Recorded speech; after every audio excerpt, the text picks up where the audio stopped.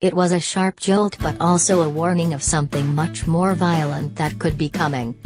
An estimated 9.8 million people felt a magnitude 4.4 earthquake that trembled across the Bay Area early Thursday, the U.S. Geological Survey reported. It was felt throughout the region, with people more than 150 miles away reporting to the agency that they felt the shaking for perhaps 5 to 10 seconds.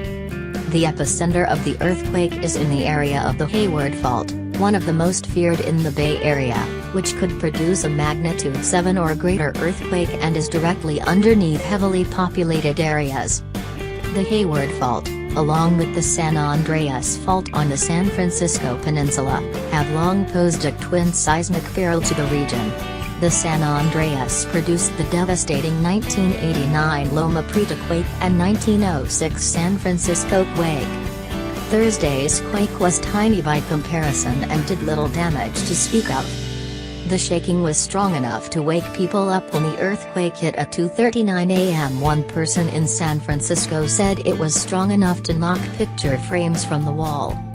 As is always the case, there was a 5% chance the temblor could trigger a larger quake in the near future. "We live in earthquake country, so we should all expect earthquakes," said Keith Knudsen, Deputy Director of the USGS Earthquake Science Center. "There will likely be aftershocks. There's a small probability there will be bigger ones."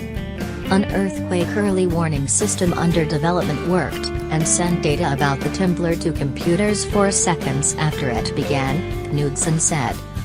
In a real-world scenario, the jolt felt Thursday would probably not be considered big enough to issue a warning to residents in the path of the shaking, he said. "But having one up and running and testing it is really valuable to us. How much warning time one gets depends on how far away they are, how big it is, how dense the seismic network is and how rapidly the computers are processing," he said. The system would typically allow a few seconds of warning for people not close to the epicenter, which would be enough time in theory to slow trains, stop elevators and allow people to brace themselves. When asked Thursday at a news conference whether Californians were ready for an earthquake, Knudsen demurred. "I'd ask you, are you prepared?" he said. "We're doing better than we used to do. But there's more that can be done." The earthquake was felt as far away as Marin and Sonoma counties and the Silicon Valley. Some Bay Area residents reported that the earthquake woke them up. "Only a 4.5, the size we have several times a year in California," tweeted seismologist Lucy Jones. "But when you are right on top of a quake, it feels much stronger."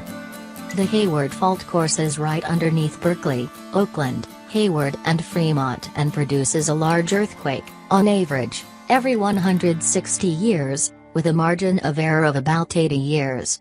It has been 150 years since the Hayward Fault last ruptured, unleashing a huge earthquake.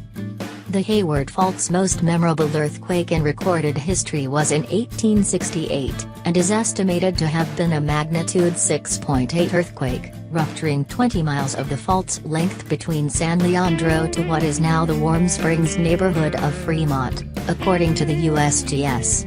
It killed about 30 people and caused immense property damage, including the collapse of the Alameda County Courthouse's second floor and heavy damage at the historic Mission San Jose Adobe Church in southern Fremont.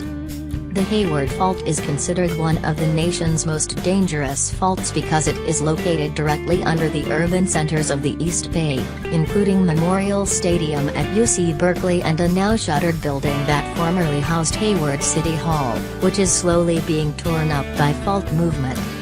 A USGS scenario for a 7.0 earthquake on the Hayward Fault envisions it rupturing for 52 miles from San Pablo Bay to Fremont. It would cause one side of the fault to move 4 feet from the other.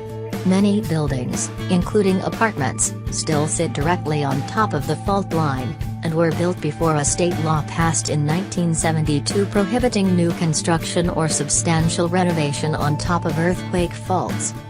On its website, the USGS calls the Hayward Fault the region's tectonic time bomb, which could cause hundreds of deaths, leave thousands homeless and devastate the region's economy. In 2016, David Schwartz, a USGS geologist, said in an interview that above the Hayward fault are 2 million people who directly live on top of it. It sits geographically in the center of the Bay Area. There's a tremendous amount of infrastructure built up on it, water systems, gas, electrical, BART crosses it, so a large event on that fault is like hitting the bullseye on a target.